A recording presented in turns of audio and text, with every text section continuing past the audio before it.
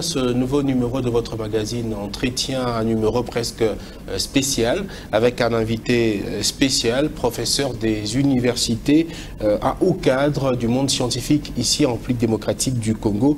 Il est l'auteur de cet ouvrage que nous allons un tout petit peu décrypter au cours de cette émission. Le professeur Paul Kamaragi, l'intitulé de l'ouvrage « La sociologie des institutions matrimoniales et familiales chez les Bahema de Djougou, ici en République démocratique du Congo », préfacé par le professeur Yoka Lie Modaba, que vous connaissez certainement. Le professeur Pilo Kamaragi est donc notre invité. Bienvenue à vous, professeur. Merci beaucoup, monsieur le journaliste. S'il faut vous présenter, on risque de prendre beaucoup de temps, parce qu'il y a tellement un parcours élogieux, de l'expérience, beaucoup à dire à votre sujet.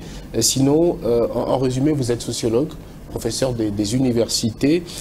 Vous êtes d'ailleurs conseiller au conseiller de la République au sein du Conseil économique et social. Vous êtes d'ailleurs à Kinshasa dans le cadre d'une session du Conseil économique et social avant de repartir pour la province de l'Ituri, à Bunia où vous êtes basé. On a pu vous avoir comme invité pour parler de votre ouvrage. Vous avez exercé plusieurs fonctions, tant académiques que politiques. Et enfin, pour ne pas aller plus loin, vous êtes directeur du Centre de recherche interdisciplinaire et d'éducation à la paix pour le développement intégral de l'Institut supérieur pédagogique de Bunia. Vous êtes d'ailleurs professeur également à l'Institut supérieur pédagogique de Bunia. Encore une fois, bienvenue à vous. Merci. Alors, pourquoi mettre en lumière la culture matrimoniale et familiale, Emma, dans un ouvrage? Vous voyez, c'est l'intitulé même de l'ouvrage. Pour dire que les Hema constituent un groupe ethnique, une peuplade donnée. Il fallait étudier leur institution matrimoniale et familiale. C'est ça qui m'a intéressé plus. Alors aussi, pour faire connaître aux gens, vous avez une partie de mon ouvrage intitulée Préliminaire. Dedans, je présente les Hema et décris leur territoire, climat, économie, sociale, tout, pour que les gens comprennent qui sont les Hema. Puisque j'ai l'impression que l'histoire de la région des Grands Lacs au nord n'est pas connue. Et on a même dit que les Hema, à un moment donné, n'étaient pas congolais, mais j'ai démontré que les Hema sont des Congolais. Les Hema qu'on retrouve en majorité ici en République démocratique du Congo, en province de l'Ituri. On signale également qu'on retrouve également des Hema en Ouganda. Vous m'avez dit, en dehors de ce studio, qu'on a aussi les Hema en Tanzanie. Un peu partout dans la région des Grands Lacs. Et aussi, quand vous voyez bien l'histoire ethnique, ethnographique, les peuplades de la région des Grands Lacs sont éparpillées dans toute cette région-là. C'est comme ça qu'il faut les comprendre. Alors, lorsqu'on parle de Hema, il faut comprendre qu'ils appartenaient au royaume de Bunyoro-Kitara. Lorsqu'on parle de l'Ouganda, Congo, Kinshasa, Congo-Brazzaville, Sénégal, il s'agit de produits de partage de l'Afrique entre les grandes puissances européennes de l'époque. Décidé par les grandes puissances. Voilà. Mais avant ça. Cette répartition, le continent était, on peut dire, un seul, sous format d'un seul pays, avec différents royaumes. Voilà, des royaumes, des empires. Et c'est là, tant que nous ne maîtrisons pas notre histoire ethnographique, nous allons danser à 20. Et je voudrais rappeler ici que cet ouvrage est le résultat d'une étude issue de votre thèse de doctorat soutenue à la Pontificia Università Gregoriana Jésuite de Rome, enrichie aujourd'hui, une étude que vous avez menée de 1975 à 1981. Et vous avez décidé de l'actualiser aujourd'hui. Pourquoi le faire maintenant? Vous voyez, pourquoi le faire maintenant? C'était problème de distance. Il y a longtemps que j'aurais pu publier cet ouvrage. Mais le pays était divisé à Monson. Vous le savez, nous on n'avait pas de contact avec Saint-Paul ni Kinshasa, longtemps dira. Mais entre-temps, il fallait enrichir davantage cet ouvrage. Pour recherche que j'ai fait, j'ai parcouru toute la région des Grands Lacs. J'ai commencé au Soudan-Sud. Je suis allé à Tanzanie, Kenya, traversé le lac Victoria à Vedette, tout ça. Ouganda, et puis aboutir chez les Hema de l'Ituri et aller également chez les Pygmées. C'est comme ça, chez les Pygmées, j'ai étudié par exemple le système matrimonial, dotal, chez les Pygmées. Et comme l'ouvrage est issu d'une pensée anthropologique, de l'anthropologie sociale, de l'anthropologie culturelle, il fallait vivre avec ces peuples, dedans, étudier les peuples et dedans, pas projeter, créer un peuple. Ça n'existe pas chez les scientifiques de ce domaine-là. Il faut vivre avec ces peuples, étudier le système à profondeur. Comme j'ai dit l'autre jour au conseil, pour comprendre Mbororo, le Mbororo dont on parle, il faut aller vivre avec Mbororo. Pour les comprendre. Pour les comprendre. Dire qu'ils les épousent, nos filles, d'un tel nombre et tout ça, ça il faut comprendre dedans. Et ça, c'est l'anthropologie. Et c'est important de connaître tout ça, ça permet même la stabilité au niveau national. Lorsqu'on parle de cohésion nationale, on ne peut pas parler de cohésion lorsqu'on ne sait pas comprendre tel peuple vit comme ça, aimerait vivre comme ça, sinon ça ne marchera pas. C'est ça le gros problème. C'est comme ça qu'à un moment donné, on a décongolisé les Hema. Or, les Hema se trouvent dans cette région d'Afrique depuis des millénaires. À savoir que démographiquement, il n'y avait pas beaucoup de gens, mais ils étaient déjà là, dans les royaumes de Bunyoro Kitara, qui couvraient toute la région au sud du royaume de Buganda. À l'époque, bien loin avant le partage de l'Afrique. Avant la conférence de Berlin. Avant la conférence de Berlin. Voyez, nous avons l'obligation de connaître le fonctionnement du système société traditionnelle. Sinon, nous serons, nous ici, nous Congolais ou Africains, négro-africains, nous serons simples marchandises. Mais dans les universités, professeur, on a comme l'impression que nous, on a étudié à Kinshasa, pendant l'école primaire, notamment secondaire, on nous parlait des empires, empire Kuba, empire Lunda et autres, mais dans les universités, on a comme l'impression que ce n'est plus vraiment le cas, ce qui peut-être ne permet pas.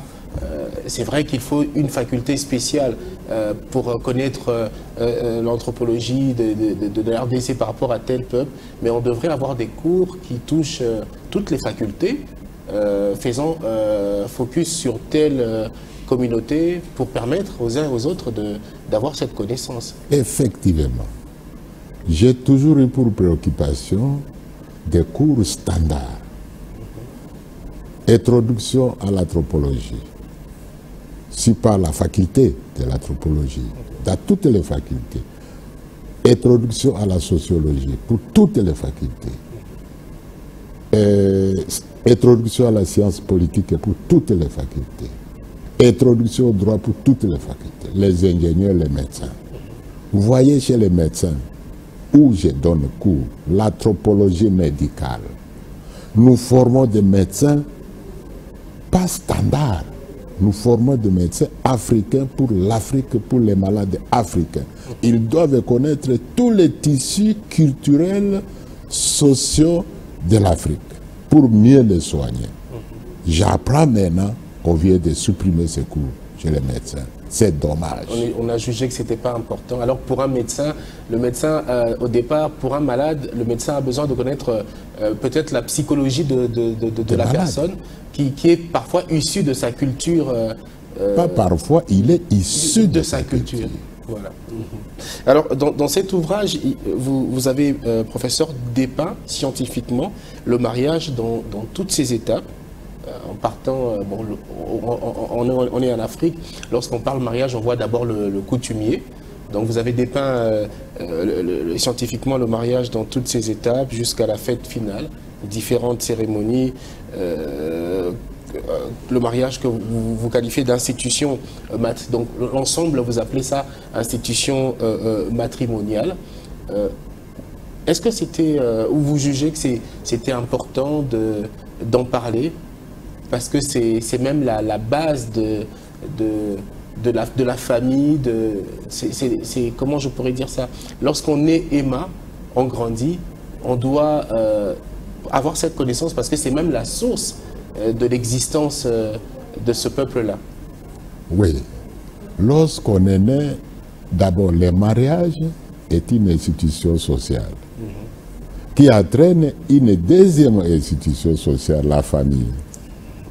Et dans toutes les sociétés humaines connues, existantes ou qui ont existé, le mariage est un événement pour la société.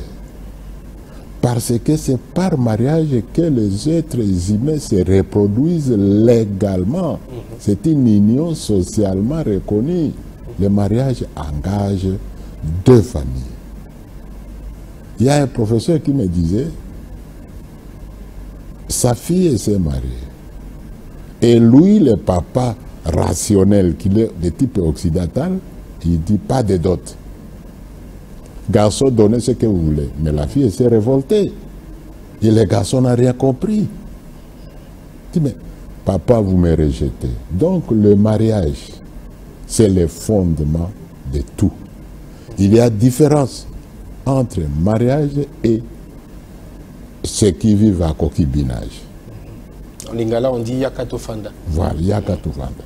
Mais yakatofanda, si on légalise ça maintenant, les deux familles vous reconnaissent, les enfants que vous procréez appartiennent à des cultures données. On dit même que pour que les enfants soient bénis, c'est bien de faire les enfants avec une femme pour laquelle vous avez quand même versé la dot. La dot, ce que vous appelez la dot, dans cet ouvrage, je parle de titre matrimonial. Concrétisation des mariages. Parce que la dot, étymologiquement, c'est un certain type de bien qu'une fille apportait lors de son mariage. Ce qui n'est pas le cas en Afrique. Aujourd'hui, c'est l'inverse. En Afrique, c'est inverse. En Afrique, c'est l'homme qui remet un matériel convenu culturellement, soit les animaux, soit une lance, comme chez les anciens Banyali, soit autre chose. C'est ça la dot, titre matrimonial, sans lequel il n'y a pas de mariage. La dot, je m'excuse. Allez-y, professeur. Donc aujourd'hui c'est l'inverse, c'est à l'homme de venir déposer cette dot. Alors concernant justement le peuple Emma, quelles sont les étapes qui sanctionnent un mariage chez les Emma? Qu'est-ce qu'on doit faire lorsqu'on veut marier une fille Emma? Traditionnellement, c'est la tante ou les sœurs qui étaient préposées de chercher une fille, une épouse à leur cousin ou à leur frère, traditionnellement. Aujourd'hui, les choses ont changé. Ou au neveu. Ou au neveu.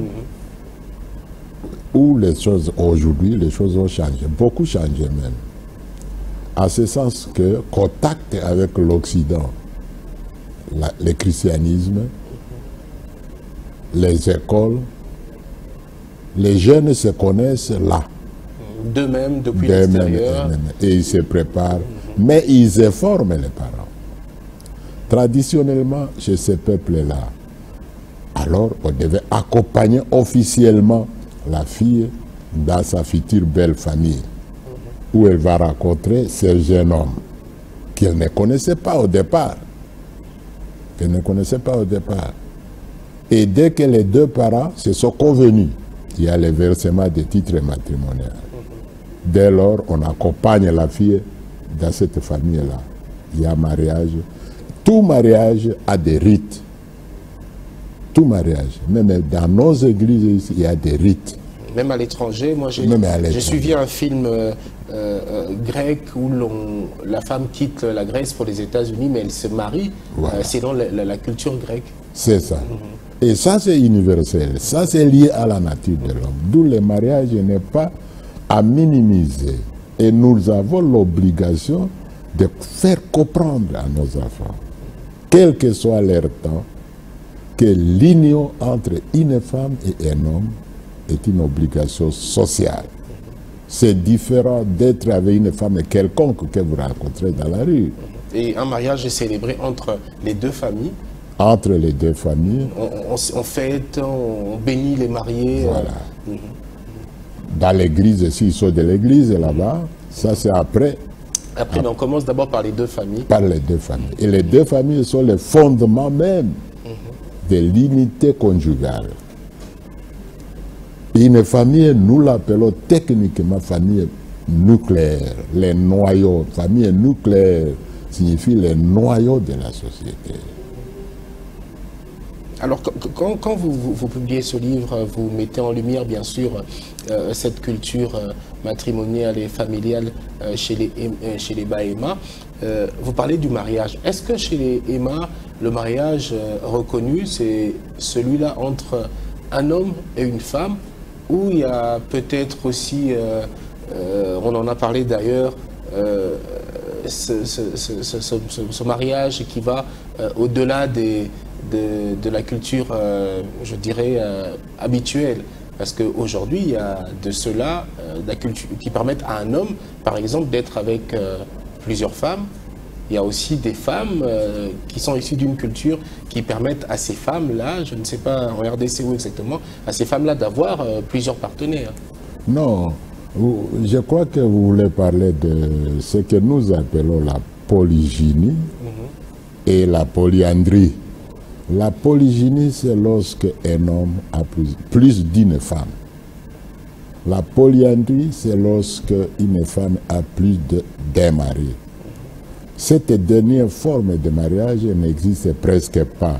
On l'a connue dans l'histoire des êtres humains chez les Esquimaux et ailleurs, avec des conditions précises, puisque la vie était difficile et née fille ont tué cet enfant. Et le nombre des hommes était supérieur à celui de femmes. Ça, c'est l'Afrique. Alors, ici, la polygynie. Il y a des facteurs. Pourquoi un homme devient polygyne? Pourquoi est-ce qu'un homme a tendance d'aller avec plus d'une femme partenaire? Ça, c'est bien développé dans cet ouvrage. J'ai appris au Parlement, à la nation, de la nation ici, à l'Assemblée nationale. Voilà, à l'Assemblée nationale, on discute de cette problématique. Il y a un député national qui a porté une proposition de loi, si je dois dire comme ça, concernant le mariage, en fixant peut-être ce que vous appelez titre matrimonial, qu'on appelle, je ne sais pas maintenant que je peux dire abusivement la dot, qu'il fallait fixer la dot à $500. Non, moi je pense que c'est dommage que ceux qui conçoivent les projets de loi atterrissent sans connaissance profonde du monde négro-africain. Pour ça, il faut tenir compte de toutes les cultures du pays. Il y en a plus de 80, de 800, je crois. Exactement. Alors, il faut mener dans chaque culture qu'est-ce qu'ils dotent, si on parle de dot. Comment est leur système? Parce que partout, on ne donne pas l'argent. Vous évoquez ça d'ailleurs dans votre ouvrage. D'ailleurs, la page de garde, la page de couverture, vous illustrez, je vois ici, en fait, des femmes en train de danser. C'est une célébration d'un mariage. Et puis à côté, il y a les vaches, symbole même de la remise du titre matrimonial très connus ou acceptés dans les mariages. Exactement. Aujourd'hui transformés en argent. Exactement. Vous voyez les femmes, la célébration du mariage. Et puis d'autres, à côté, vous avez les vaches. Les vaches, oui. Que ce peuple utilise dans leur mariage pour épouser les femmes. Maintenant, l'argent, même maintenant ici, si vous épousez une fille et Emma ici, les deux familles vont se retrouver. Vous êtes, disons, Elokele ou Moyaka. Okay. Vous connaissez à l'université. Vous venez chez les parents, les deux familles vont se réunir, ils vont dire, la famille de la fille va dire, chez nous, ça s'est fait comme ci, comme ça. Vous nous donnez 10 vaches. Alors, les 10 vaches coquilles, vous pouvez descendre à 3 ou 4 ou 2, peu importe. Vous allez convertir ça en argent après. À Kinshasa. À Kinshasa. Mais tous les débats, toute la philosophie propre à cette culture veut que ça soit ainsi. Mais donc c'est de manière abusive alors que lorsqu'on parle de la dot, titre matrimonial, on parle des chèvres à côté, mais on fixe la dot par exemple en argent. Ça ne devrait pas être ainsi. Ça devait tenir compte initialement des équivalents peut-être des prix des vaches. Voilà, l'équivalent les prix des vaches, l'équivalent les prix de la chèvre. C'est comme ça. C'est comme ça que ça se passe. Mais si je reviens encore un peu au débat au Parlement, souvent ce sont les juristes qui soulèvent ces problèmes. Mais les juristes ne tiennent pas compte de la dimension sociale. Ils sont plus scientifiques. Ils ne sont même dimension sociale, donc scientifique, dans ce domaine. Pas dans les domaines des droits, seulement, paf, il faut réduire la dot. Vous allez réduire chez qui? Alors que dans d'autres cultures, on parle même pas argent et on n'accepte pas argent. On n'accepte pas l'argent. On ne parle pas l'argent. Ne parlez pas l'argent. Alors, chez les Bahema, lorsqu'on a une fille aînée, par exemple, qui se marie, le titre matrimonial que l'homme doit remettre, que la famille de l'homme remet, ça revient au papa ou peut-être au petit frère ça, c'est une bonne question. Au petit frère du papa? C'est au papa. Nous sommes dans un système de droit patrilinéaire. Les titres matrimoniaux, que ce soit une lance ou quoi, ça appartient au papa.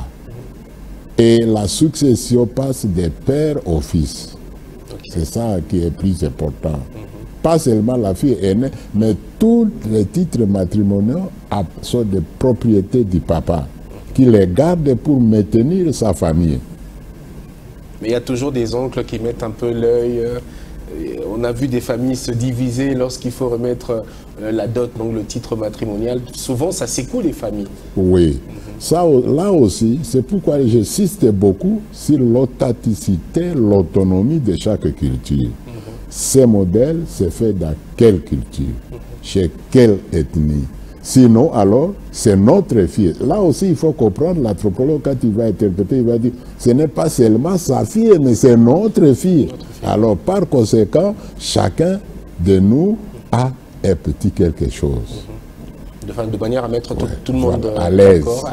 À l'aise. Pour l'harmonie, pour protéger les foyers de nos enfants. C'est ça l'interprétation finale.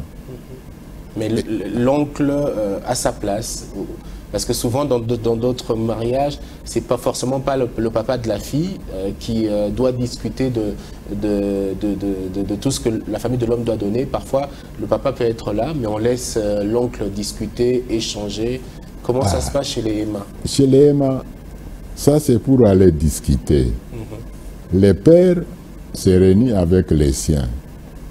Et le père sera lors des débats représenté par un oncle et un neveu. L'oncle ici, c'est encore confusion de langage. Nous, en anthropologie, nous parlons de, pour être concret, frère du père.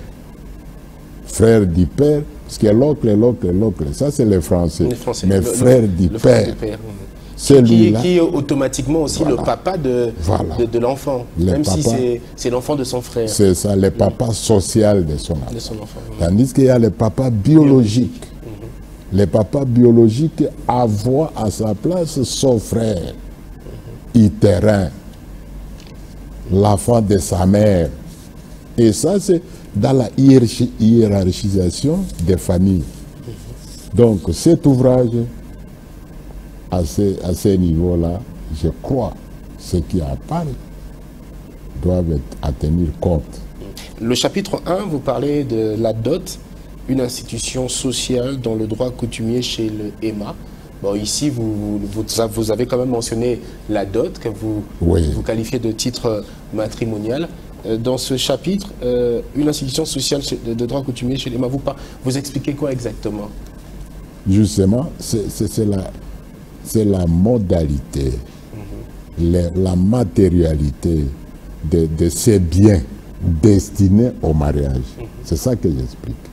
Et si j'utilise aussi la dot ici, c'est pour que les autres qui sont habitués avec la dot puissent comprendre de quoi il s'agit. Oui, parce que quand vous écrivez, si vous écrivez titre matrimonial, on va croire à un article de droit ou de la Constitution. C'est ça. Donc vous avez choisi cette appellation pour faciliter un peu la tâche aux uns aux autres. Et cette appellation, non seulement que j'ai choisi, mais magistrat Grothaert, les substituts du roi, en 1945 à Lubumbashi, à Elisabethville, a publié un article. La dot est tel et prix d'achat, prix de vente d'une femme en Afrique. Et c'est lui qui propose ces termes-là. Non, ce n'est pas pareil en Afrique comme en Occident.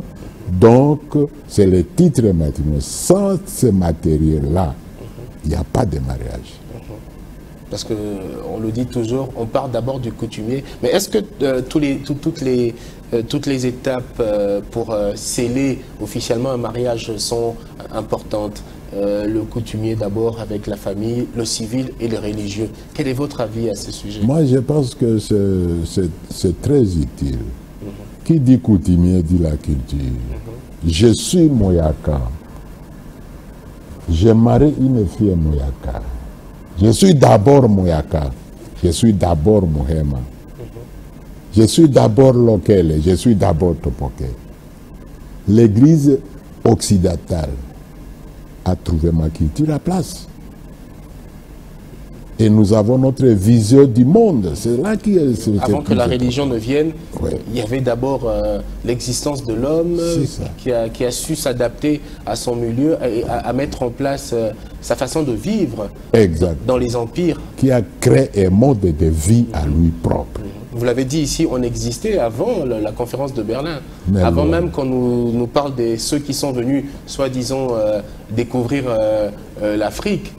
C'est très important cette dimension, que beaucoup de gens oublient. On a même voulu changer notre histoire, nous faisant croire que notre histoire a plus commencé quand les Blancs sont venus, alors que ce n'est pas le cas. Et pourtant, l'Afrique est là, elle existe, monde négro-africain.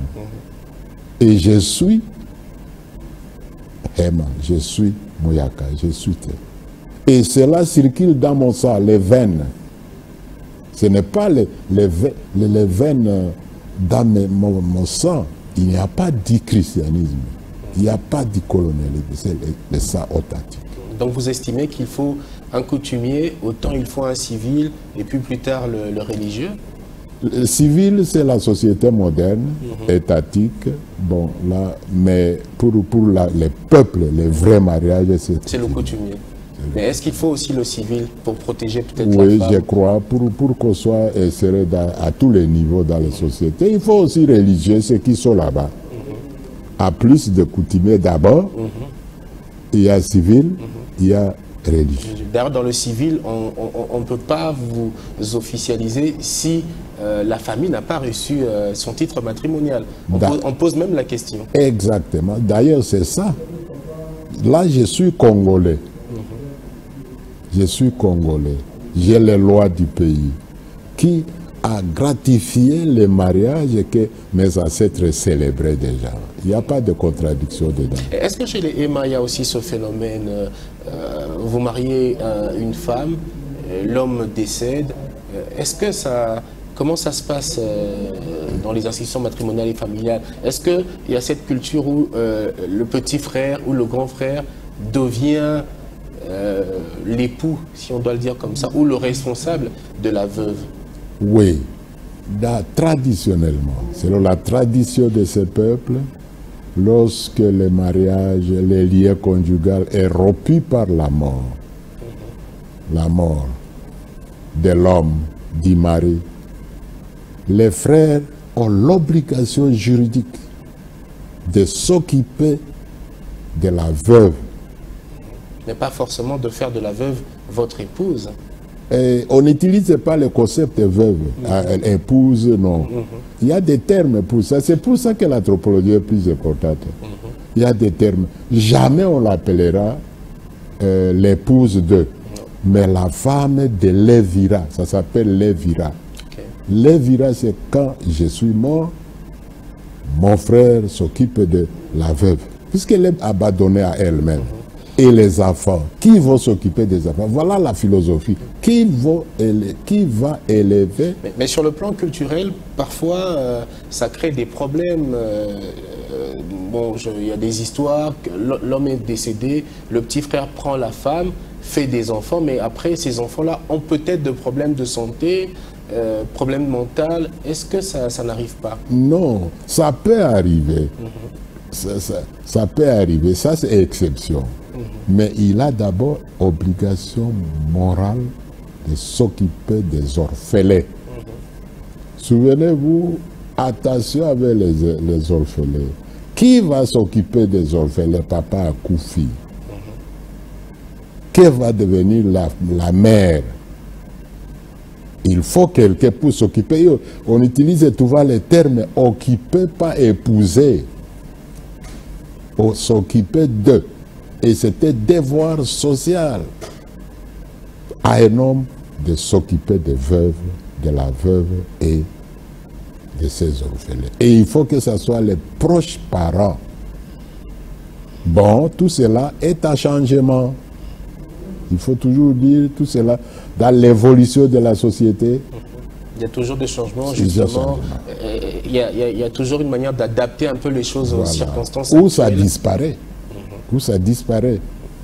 Avec l'influence actuelle du christianisme, de marché libre, tout ça, scolarité, tout ça sont des facteurs de changement, mais dans les tissus culturels de ces peuples, Lévira a existé pour expliquer l'existence d'une société sans orphelins, sans veuves. Mais aujourd'hui, regardez, vous mourrez, vos enfants sont abandonnés. On vient même ravir vos biens. Voilà, ravir vos biens. Mais c'est ici que nos sociétés anciennes étaient excellentes. Penser à l'homme, que l'homme c'est le centre de tout, que l'homme c'est la vie. Même quand l'homme partait, donc le mari partait, on prenait en charge la femme, les enfants qui restaient dans la famille, on ne les chassait pas. Non, voilà, c'est ça le fondement. Et ça, je trouve ça plus chrétien que tous les types ici de tralala ici. Et dans vos objectifs, en publiant ce livre, professeur, vous vous attendez également à ce qu'il y ait un retour à l'authenticité, une sensibilisation? Je crois que l'authenticité, d'ailleurs, c'était corrigé, c'était plus retour à l'authenticité. Recours, ça va changer. Je pense que c'était droit inaliénable, être droit, être soi-même. C'est ça l'authenticité. Mais nous les scientifiques, j'ai fait procès à nous tous.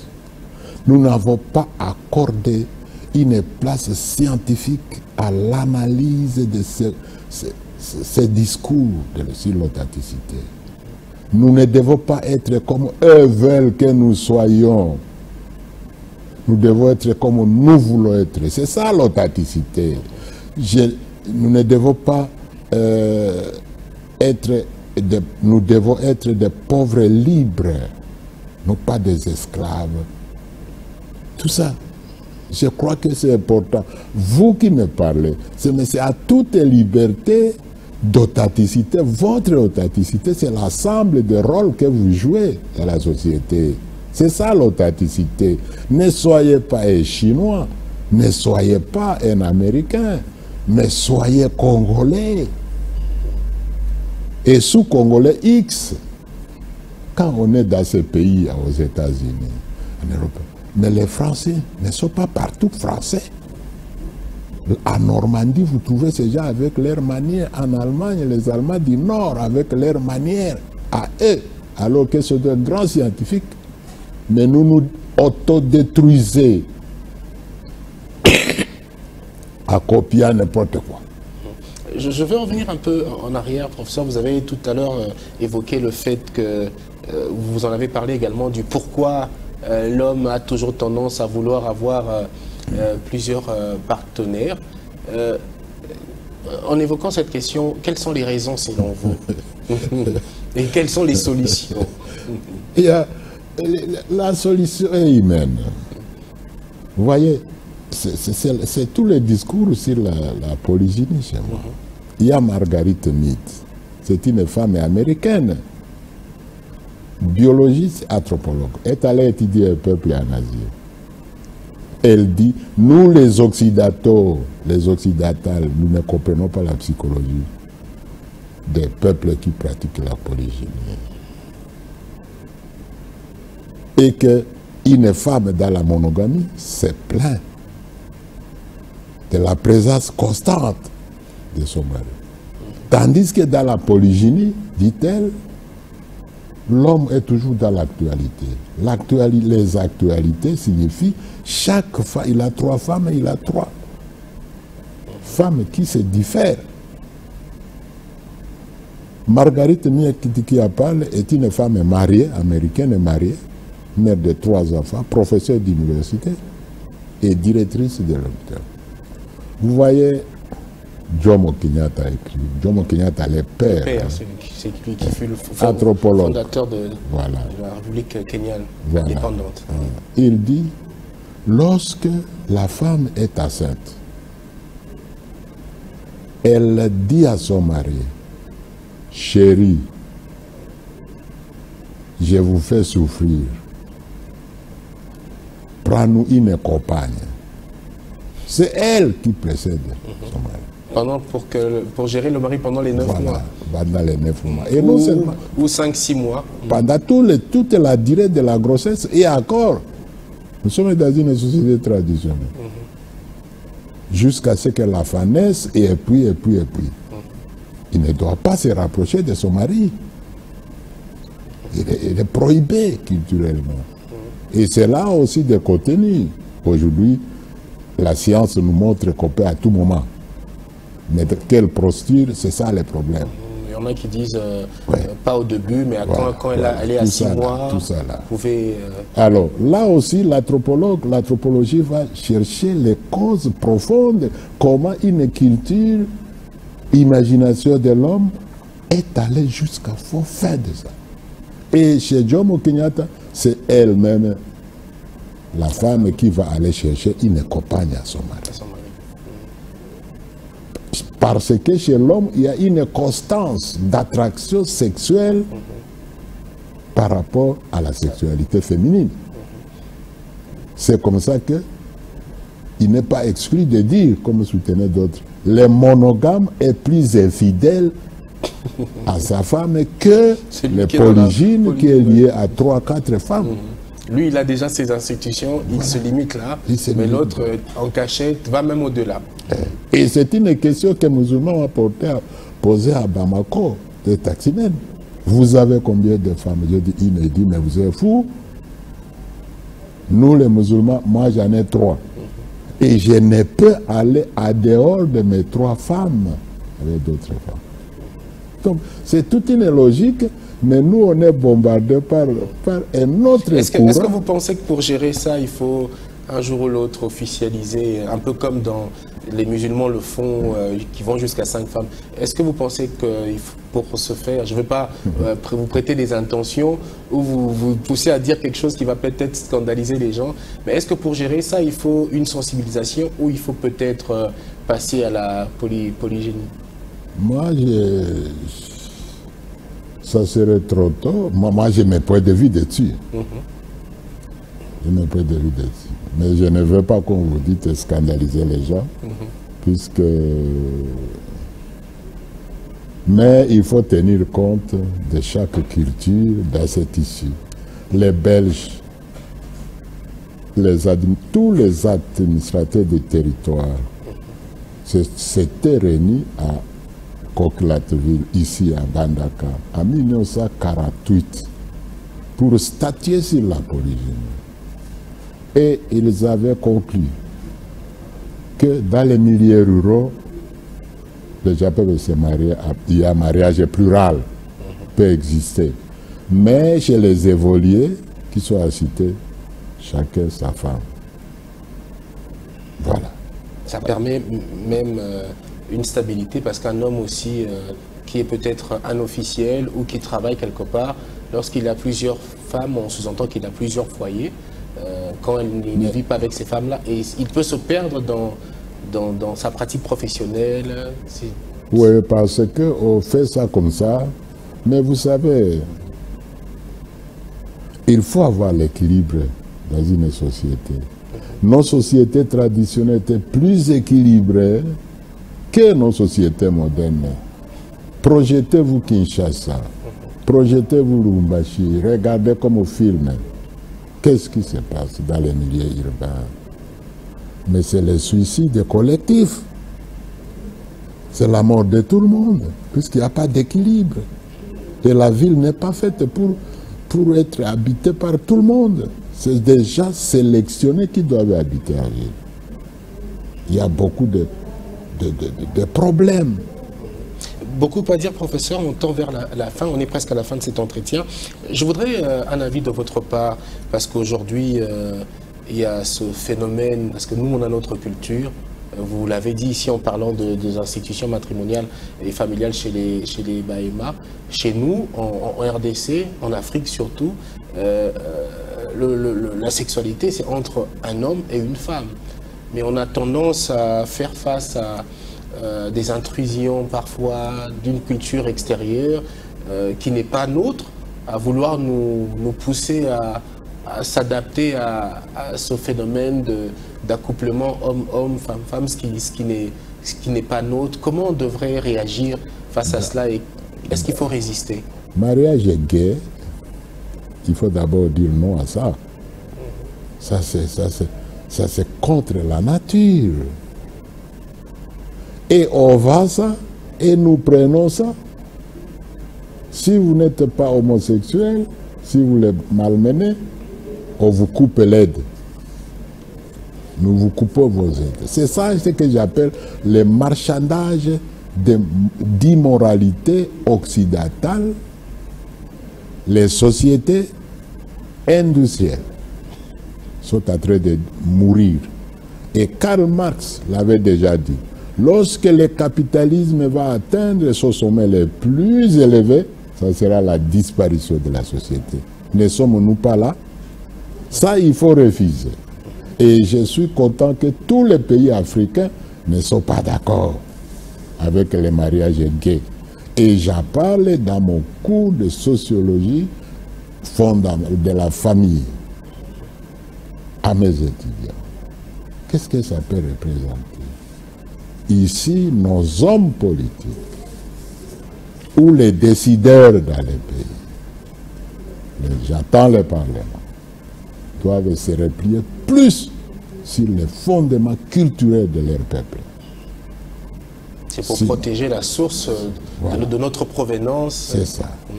Alors, comment se procurer cet ouvrage, professeur, la sociologie des institutions matrimoniales et familiales chez les Bahema de Djougou? Déjà que la publication est passée par Média Saint-Paul, comment se procurer le... Voilà, Mediapol. Mediapol, oui. Mediapol. ils vont disposer quelques exemplaires dans leur librairie, aussi chez les sœurs Pauline, qui sont en train de délibérer là-dessus. J'ai laissé à Kinshasa ici près de 300 exemplaires. J'amène avec moi à l'intérieur puisque le livre est attendu. Et je demande à ceux qui veulent l'Afrique lise ce livre. Et que le livre, lui, soit un instrument méthodologique d'étudier sa propre culture. Chez les Yanzi, par exemple, chez les Bayaka, chez les Teke, vous pouvez mener une étude à partir de ces modèles ici méthodologiques. Quel est le système matrimonial chez vous, système familial chez vous? Puisque c'est ça pour moi le fondement d'une société, la famille. La famille. Il y a famille lorsque il y a la naissance des premiers enfants. Quand vous vous mariez, vous n'êtes pas famille, vous êtes couple. Mais quand la femme naît, voilà, quand la femme naît, c'est alors que vous fondez une famille. Famille nucléaire, noyau de la société. Et je demande aux hommes, aux parlementaires, de s'en procurer. Le prix, bon, peut-être qu'il ne faut pas donner le prix pour décourager. Est-ce qu'il est abordable? Il est abordable. Pour la haute classe, la haute classe, ces produits d'esprit, cette œuvre d'esprit, la sociologie des institutions matrimoniales familiales sur le Bahama de Djougou, en République démocratique, j'ai circonscrit la chose que de rester dans la généralité. Les Bahama, à Nituri, c'est un grand peuple. Ils ont 8 chefferies. Ils sont répartis dans 2 territoires.